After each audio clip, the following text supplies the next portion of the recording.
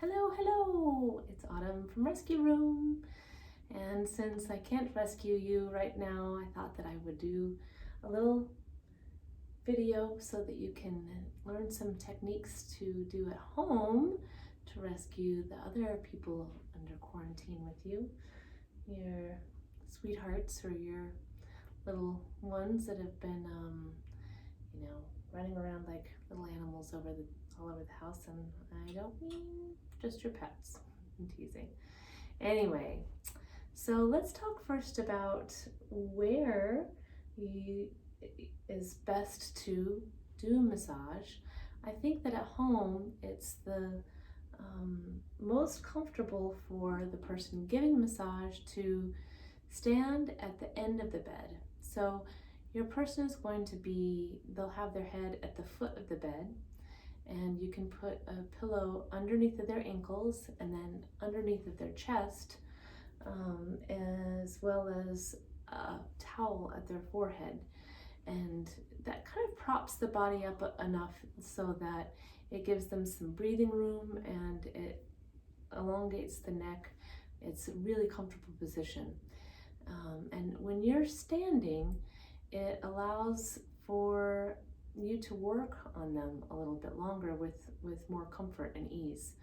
You'll be able to kind of get into those places a little bit more easily than being on the bed. And you'll also be able to give a little bit more pressure without any extra effort. So also the next thing that you'll need is some massage oil. You can use any kind of oil if you have massage oil at home already, or coconut oil is great. Even olive oil is okay, sesame seed oil, almond oil, avocado oil. I actually really love this oil from Trader Joe's. It's lemongrass coconut body oil. It smells really great, and it also has some good slip. So before we get started, I think the ultimate technique that goes a long way is just to set your intention. I like to think, I want to provide some pain relief, some relaxation, and just send him some love. I think that is a really first relaxing step for them. If you are in a space of being, irritated or anxious or frustrated, then that translates into your massage, and it is kind of contradictory to what you're trying to do. So take a nice breath before you begin and just think, I'm going to send you some love. I hope that you feel better. So without further ado, let's work on the neck and shoulders today. We're going to bring the sheet down, and at home you might want to use a towel so that it doesn't get anything else greasy. We're going to use a couple of pumps of this. You'll kind of cup your hand so that it doesn't escape, and then make sure that you warm the oil between your hands. That way it doesn't kind of give the person too much of a shock. So massage oil is kind of dispersed in my hands, warmed up, and we're just going to spread it all over the back and give myself a little canvas to work with. A little extra slip all the way down the base, from the base of the head to the hips, in between the shoulder blades, around the shoulders and up. Now, there are two main positions that I like to work with, and that is open palm, so my hands are just flat. I can change the position a little bit, or the way that it feels, by how much pressure I use Sometimes I'll be using this part of my hand just at the base of the thumb, and sometimes I can use more pressure at my fingertips, as well as this part of my hand. So you can start to feel a little bit where things are tight in this position. We're just warming up the muscles first. Do this for at least 10 strokes. It helps to provide a little relaxation, and it helps to warm up the muscles. Next, we're going to be using our kind of soft knuckles. Our hand is going to be kind of a loose fist of sorts, and this gives a little bit more pressure. You can use this in kind of a swirling motion alongside the neck and shoulders. I have my thumbs open and my knuckles are kind of reaching to the front of the shoulders.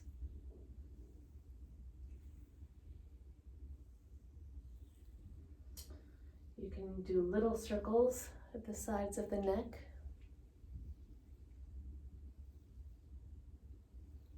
The neck can take a little bit more pressure, and I am only using a little bit more pressure with my body weight, so I'm leaning into my person. And this way I'm swirling the first finger and my thumb up and under.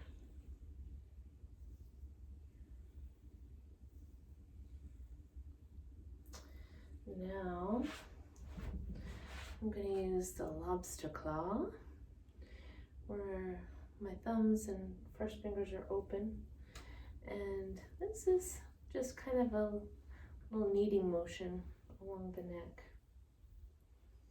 You can do this on both sides, so if you're facing one side and then turn around and face the other side, changes the direction of where the pressure is. For the sake of the video, we'll stay here. Now we're going to be releasing the muscles from the base of the skull. I'm going to be using my fingertips, and I'm going to provide a little pressure at the base of the head with little small circles.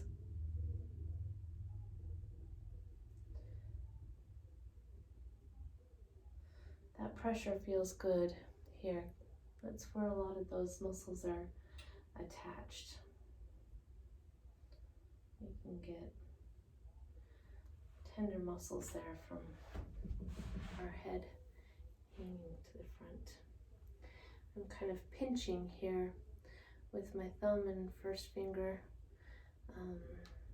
pinching the muscles up. You can get a little bit more pressure by supporting the hand with the other hand.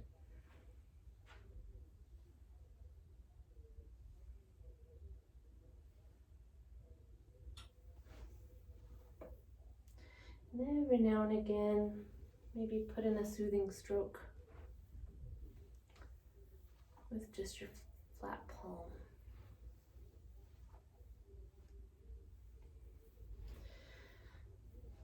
Sometimes it can be tricky to copy exactly what I'm doing, but really if your objective is to try to feel where the muscles are tight, and then just use a little bit more pressure in those places. It doesn't quite matter exactly if the strokes are 100% the same. And you can feel a difference between a tight muscle and a loose muscle. It kind of feels like the difference between beef jerky and roast beef. You can imagine that. Now you can use more pressure with just your thumbs. I'm keeping my thumb straight, not extended. If you start to feel like your thumb is hyperextended, then you're pushing too hard and not using enough body weight. And also, or you can support the thumb with the other hand so that you don't overwork your joints. I like to use my thumb on the top of the shoulder blade like this. It's where there's a lot of tension often.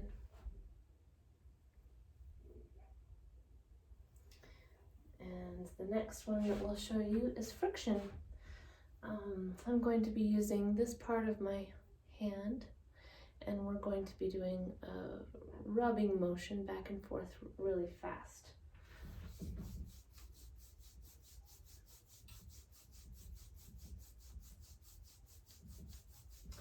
This allows for warming up the muscles even more, so we can work with them a little more deeply with comfort. So now we will be using our thumbs alongside the sides of the scapula or the shoulder blade. And you can kind of stop in those places that you feel are tight. And use a little extra pressure there. This is where it's nice to be standing, because I'm not hardly putting any effort from my muscles into his. It's all just body weight. Make sure to get feedback from the person that you're working with too. If it ever feels like it's too much, or maybe they could use a little bit more pressure, then you position your body so that you're a little bit more on top of the muscle, or you can stand farther behind, and that also gives a little bit more just body weight behind. And any time that you work deeply with the muscle in those tender spots, then just do a little rubbing over the area with lighter pressure.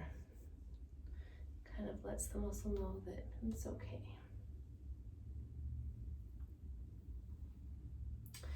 So you'll feel for things on the other side as well. Make sure you get both sides, and you can use those same kind of deeper techniques with your thumbs or your knuckles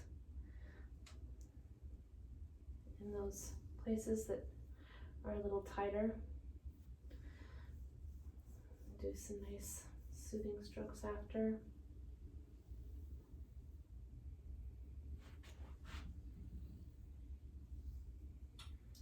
Back up along the shoulders, up to the neck,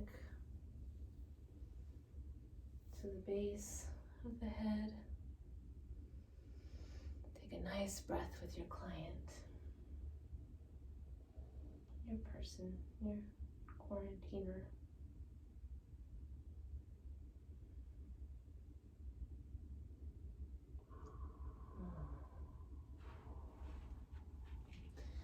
And bring the towel back up. And just put your hands, the lower back and the shoulders, and give it a little jostle. It's kind of a nice way of saying your own thanks, your own connection.